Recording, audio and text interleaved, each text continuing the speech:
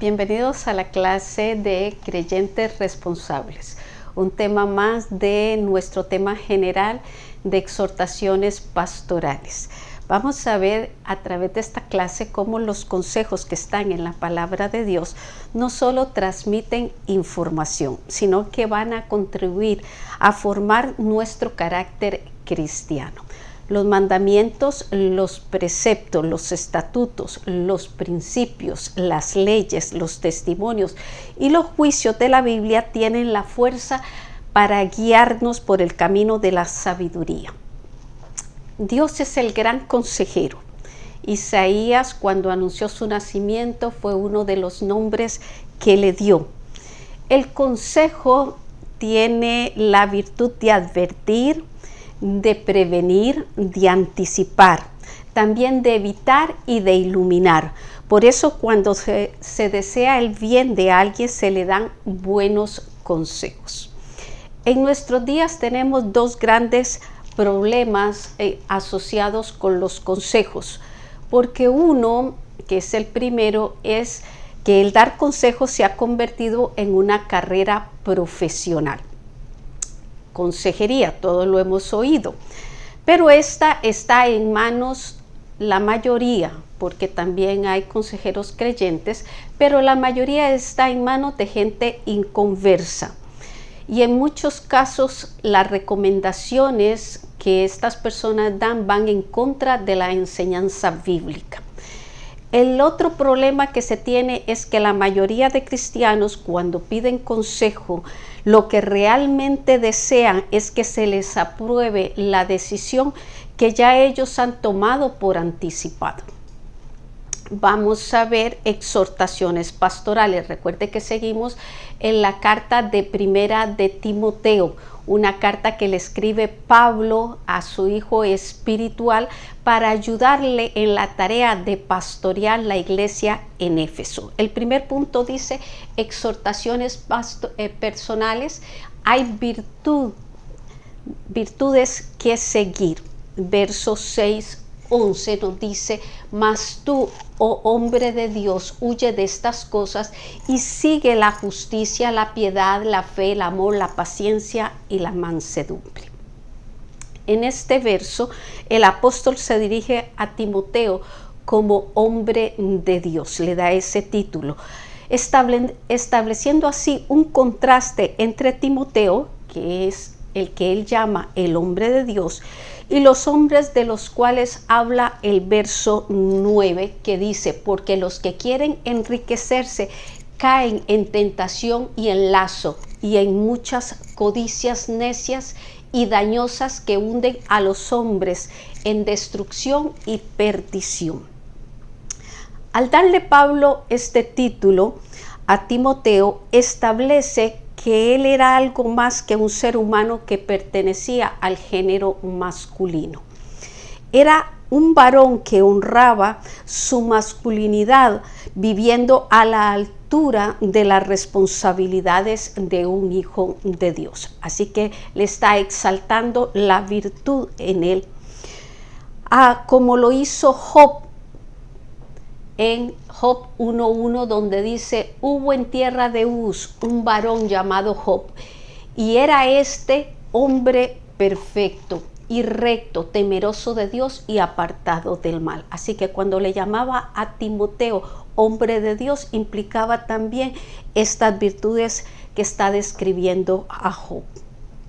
En la otra parte, la segunda del verso 11 que leímos al principio, vemos que antes que el apóstol Pablo aconseje a Timoteo según ciertas virtudes que él tenía que seguir, primero le dice que tiene que huir de lo que describe los versos 9 y 10. ¿Qué era lo que él tenía, de lo cual él tenía que huir? Dice: porque los que quieren enriquecerse caen en tentación y lazo y en muchas codicias necias y dañosas que hunden a los hombres en destrucción y perdición, porque la raíz de todos los males es el amor al dinero, el cual, codiciando algunos, se extraviaron de la fe y fueron traspasados de muchos dolores. Así que lo que él estaba pidiendo a Timoteo era que huyera de estas condiciones. Él no le dice que de la espalda, le dice que huya, porque el huir es alejarse precipitadamente para evitar un daño o peligro. Ejemplo que hemos usado muchísimo es el de José con la esposa de Potifar. En Génesis 39:12, donde él no se quedó, sino que él huye precipitadamente para no exponerse al peligro que lo podía haber dañado. De lo contrario, de no huir, podrían desviarse. Al quedarse la persona expuesta, puede dañarse y la situación es que no sabe si va a poder volver al camino recto. Punto B. Dice que hay una batalla que pelear. Verso 6:12. Pelea, le dice Pablo a Timoteo, la buena batalla de la fe. Echa mano de la vida eterna, a la cual asimismo fuiste llamado, habiendo hecho la buena profesión delante de muchos testigos. Lo que aquí le dice es pelea. Esto denota una acción continua. Es mantenerse alejado constantemente del peligro que amenaza la fe. La buena batalla es un enfrentamiento armado entre distintos ejércitos. Para el creyente es entre la carne y el espíritu, entre la fe y la incredulidad, entre el mal y el bien. Para procurar lo bueno debemos de huir de lo malo. Seguimos enfatizando acerca de ello. Vea lo que dice Isaías 1:16-17. Lavaos y limpiaos, quitad la iniquidad de vuestras obras de delante de mis ojos, dejad de hacer lo malo. Ahora sí, aprended a hacer el bien, buscar el juicio, restituir al agraviado, hacer justicia al huérfano y amparar a la viuda.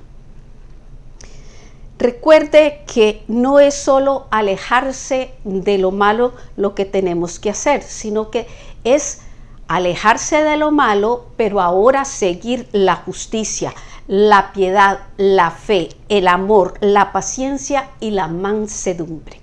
Para mantener estas virtudes que son evidencias de nuestra salvación, es necesario pelear la buena batalla de la fe, y le decía Pablo a Timoteo, tomándote, convenciéndote, mirando hacia la vida eterna, o sea, encontrando un valor para poderse parar firme.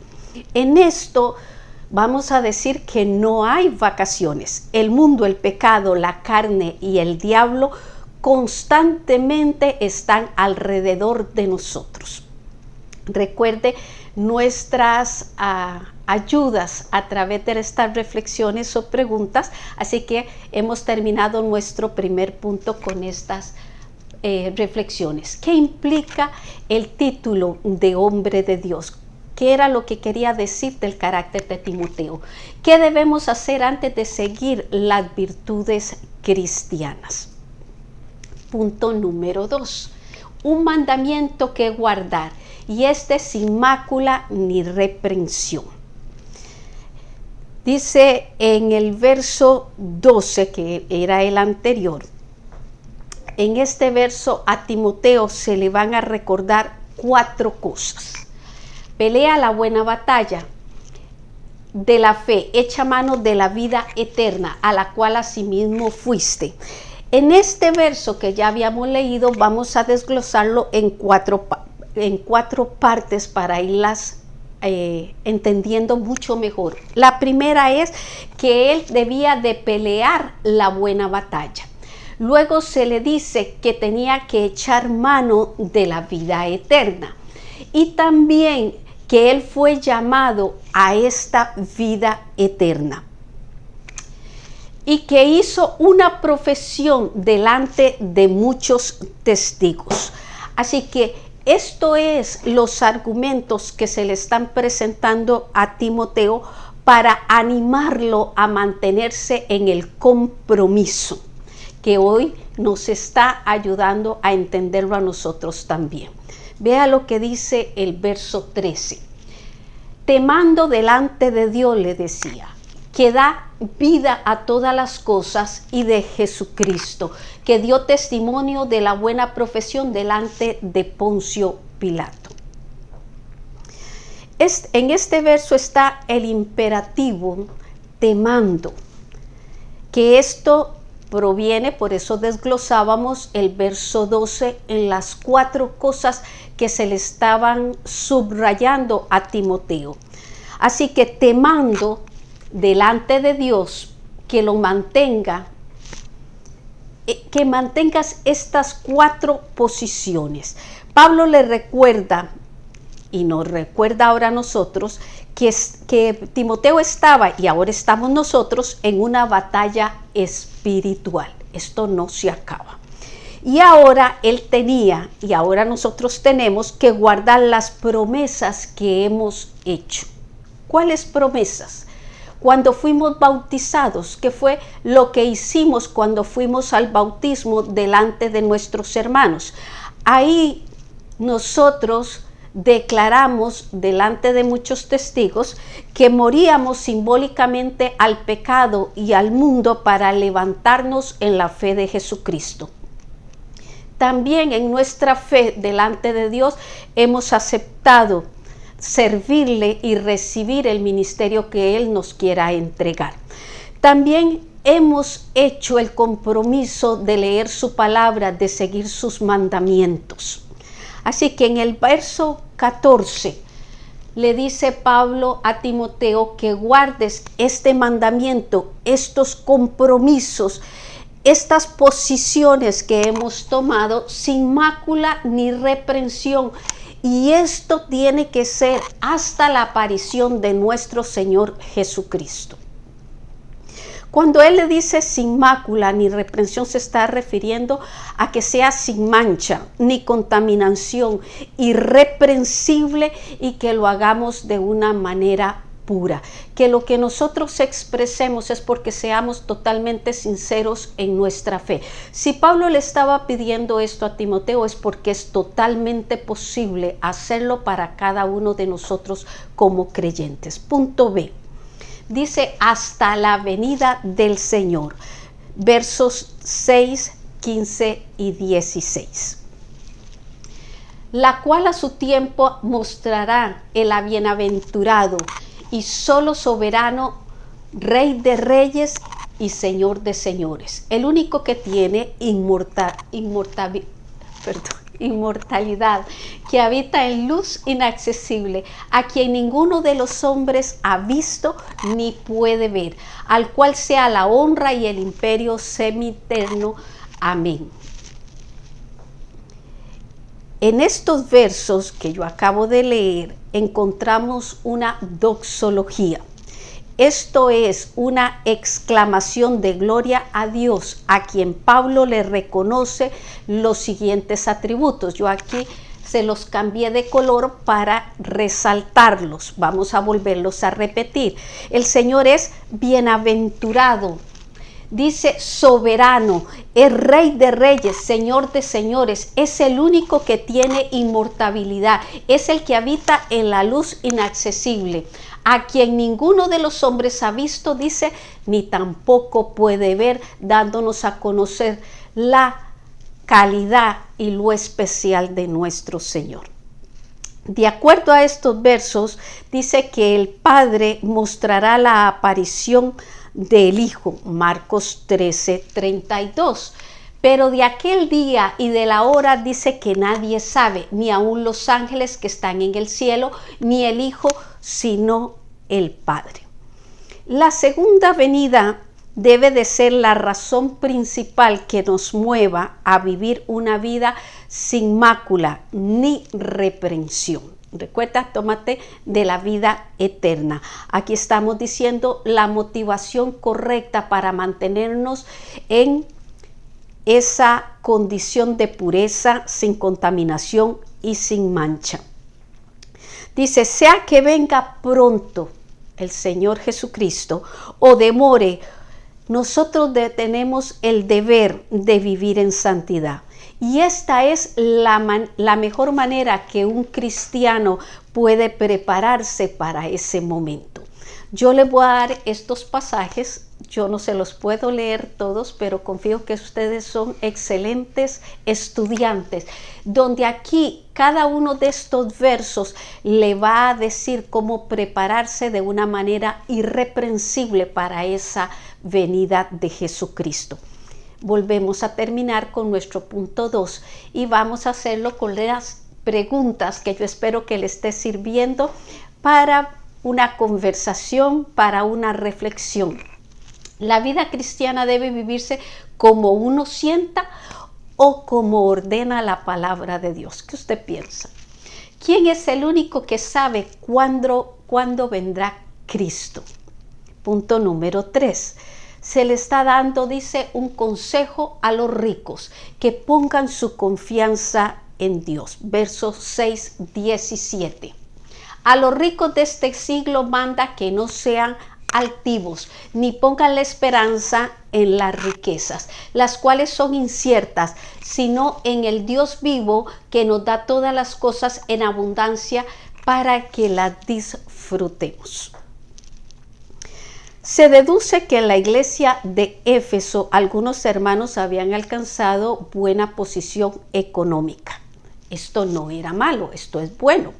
Pero parece que su trato con otros de menos condición económica dejaba mucho que decir. Aquí era donde estaba lo malo. Y como es típico de los escritos de Pablo, él señala primero lo que no se debe de hacer para luego decir lo que sí se puede hacer. Aquí el apóstol le pide a los ricos que eviten caer en dos cosas. Una era que no fueran altivos y la otra que no pusieran su esperanza en las riquezas. ¿Por qué? Porque dice que quienes son altivos por las riquezas es porque su corazón está en ellas, siendo lo que más desean y son su principal interés. Algunos ejemplos bíblicos de personas que les fue mal por su amor al dinero. Recuerde que estamos diciendo el amor al dinero. Así que el prosperar es una bendición. El que una persona pueda tener una condición buena económica es una bendición, pero les pide y se le da un consejo para que puedan mantenerse dentro de la bendición y no se les eche a perder su carácter por la bendición. Así que les vamos a dar el ejemplo de 3 personas que les fue mal porque ellos pusieron su interés en el dinero y no en el Señor. Uno de ellos fue Balaam. Aquí están las citas bíblicas para que ustedes corroboren lo que yo voy a comentar. Él intentó maldecir al pueblo de Dios.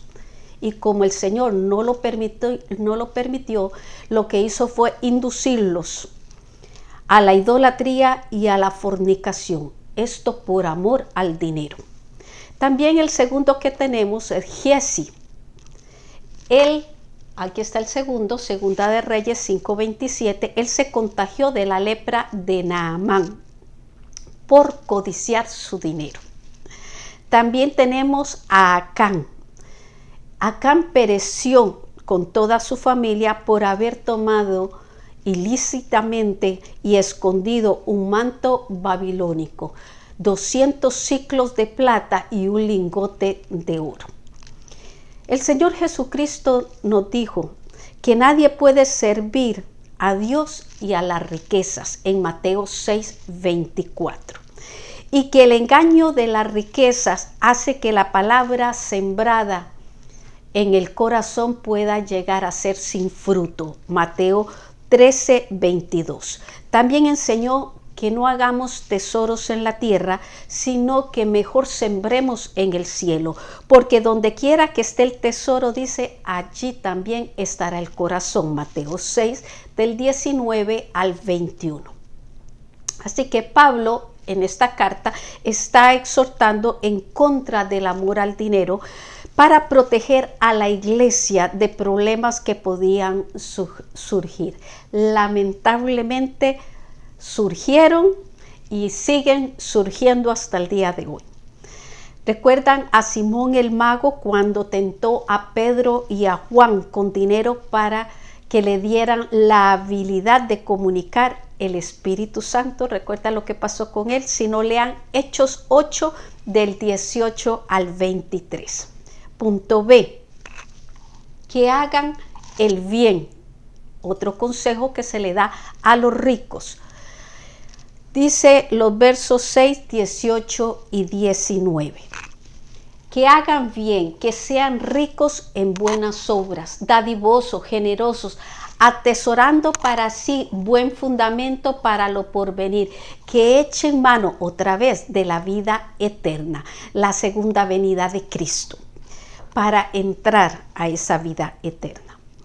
En el verso 17 se le dice a los ricos de este siglo.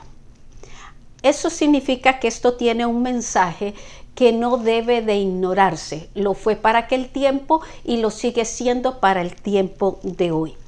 Intencionalmente Pablo contrasta a los ricos de este siglo con los ricos en valores espirituales, que es los que tienen esta lista. Mas buscad primeramente el reino de Dios y su justicia, y todas estas cosas os serán añadidas. Mateo 6:33. Esto nos explica que en la Biblia los valores terrenales están sujetos a los espirituales, así que no trate de hacerlo al revés. Colosenses 3, 1 y 2 nos dice: si pues habéis resucitado con Cristo, buscad las cosas de arriba, donde está Cristo sentado a la diestra de Dios. Poned la mira en las cosas de arriba, no en las de la tierra. El verso 2, vamos a ver cómo lo comenta la Biblia de Estudio Ampliada de Senda de Vida, para ampliarnos el concepto. Dice: nunca los bienes del reino de Dios vienen como añadidura del afán con que uno desea enriquecerse, sino al contrario. Cuando uno se dedica a buscar el reino de Dios, que consiste en valores espirituales, Dios concede los materiales como añadidura. Entonces hacemos una pregunta: ¿qué era lo que Pablo esperaba que los ricos hicieran, además de no ser altivos y de no poner su esperanza en las riquezas? Vamos a ver la lista. 1. Nos dice que depositaran su esperanza en Dios, en vez de los bienes materiales que habían acumulado. No decía quítese los bienes materiales, no pongan su esperanza en ella. 2. Se le dice que hicieran el bien con sus riquezas, que sirvieran al necesitado, no que lo usaran como un orgullo para lastimar al necesitado o para mostrarse superior a ellos. 3. Que fueran ricos en buenas obras. Recuerde que las buenas obras no son solo dar el dinero, son actitudes correctas del corazón. También dice que fueran dadivosos. En griego significa esta palabra listo para repartir, que fuera un administrador de aquella riqueza que había recibido. Que fueran generosos. Generoso no es solo dar, sino la actitud con la que da. No demos ni con tristeza ni por la necesidad, sino con gozo, con alegría, con satisfacción de poder participar de aquello. Y por último dice que colocaran, haciendo esto, un buen fundamento para lo por venir. Esto significa dos cosas. Cuando uno es dadivoso, siembra para el futuro en esta vida presente. Recuerde, todo lo que el hombre siembra, eso también va a recoger, pero también lo va a hacer para la eternidad. Estos son los tesoros que podemos acumular en el cielo según nos dice Mateo 6:20. Llegamos al final de nuestro tercer punto. Así que nuestra reflexión va a estar: ¿qué aprendemos o qué podemos aprender de aquellas personas que por amor al dinero sufrieron terribles consecuencias? Mencione 3 cosas que Pablo esperaba que hicieran los ricos. Conclusión. La vida cristiana es un estilo de vida práctico. Consiste en conducirnos de acuerdo a las verdades de la palabra de Dios, que nos permite una buena comunión con Dios y en ver al prójimo como un hermano por quien tenemos que velar. Recuerde que otros nos miran y otros van a tomar ejemplo de nuestras acciones. Así que los consejos son necesarios porque nos ayudan a tomar buenas decisiones y así corregir algunas cosas que existen en nuestra vida. Así que yo he tomado la decisión porque estudiando mi clase recordé algunos de los que yo aprendí. Son muchísimos, pero tomé unos cuantos para compartirlos con ustedes porque ellos determinaron en mí cambios, pero también contribuyeron a formar mi carácter cristiano. Uno fue cuando mi mamá siempre nos decía que ella no podía ver todo lo que nosotros hacíamos, mis hermanos y yo, pero que había uno que siempre lo podía ver. De manera que en este consejo yo aprendí que no importa en el lugar que yo esté, con quién esté, si estoy acompañada o sola, siempre voy a tener al Señor que todo lo ve. Así que nunca estoy realmente sola. 2. El otro fue el perdón. Perdonar 70 veces 7 le dijeron a Pedro. Hacerlo todo el tiempo, sin importar el grado de ofensa o dolor que he recibido. Esto me ha ayudado a vivir una vida sin pesos ni resentimientos. También cuando recién comencé el Evangelio, tuve una experiencia que me ayudó a no confiarme en mí misma. Mi hermana me invitó al culto de oración y yo honestamente no quería ir. Yo tengo 4 hijos y en ese momento de cuando ocurrió esto, ellos tenían 5, 4, 3 y la niña 7 meses. Además, mi hermana tenía 2, una niña de 3 años y el bebé que tenía 1 mes. Ese día estaba lloviendo fuertísimo, así que yo puse todo esto como excusa para no ir. Pero mi hermana fue tan insistente que logró llevarme. Ese día yo recibí una profecía que ha sido una palabra que ha guardado mi camino y el de toda mi familia. Han pasado 33 años de esto y todavía esta palabra me sigue guiando. El último fue un cambio que tuvimos en la congregación donde estaba en aquel momento. Había un cambio de pastor. Así que la diaconisa nos unimos en ayuno y oración para pedirle al Señor que pusiera la persona que Él tenía para nosotros. Cuando esta persona llega, no nos gustó. Su carácter no nos gustó, no nos agradó. Esto hizo que la mayoría de la congregación, incluyendo las otras diaconisas, se fueran de la iglesia. En mi caso, yo dije, si yo oré y yo ayuné, la contestación vino de parte de Dios. Así que yo tengo que aceptar la decisión que Dios tomó para mí y descubrir el beneficio que esto me va a traer, porque no siempre, hermanos, lo que el Señor nos va a dar es lo que nos gusta. Esto es algo importante de entenderlo y es un buen consejo que les puedo dar. A estas vivencias que les acabo de compartir bastante rápido, Han sido consejos que se han convertido en cimiento para mi estabilidad como creyente y como persona. Me han librado de muchas trampas de mis enemigos para yo llegar a desobedecer o para rechazar algo que Dios me quiera dar. Inclusive para que yo no ataque a otros porque mi percepción sea de una manera natural. Así que gloria sea al Señor. Le agradezco al Espíritu haberse tomado el tiempo y estos son solo algunos porque son bastante más los que tengo. Recuerde para nuestra próxima semana, dinámica de la vida cristiana. Bendiciones.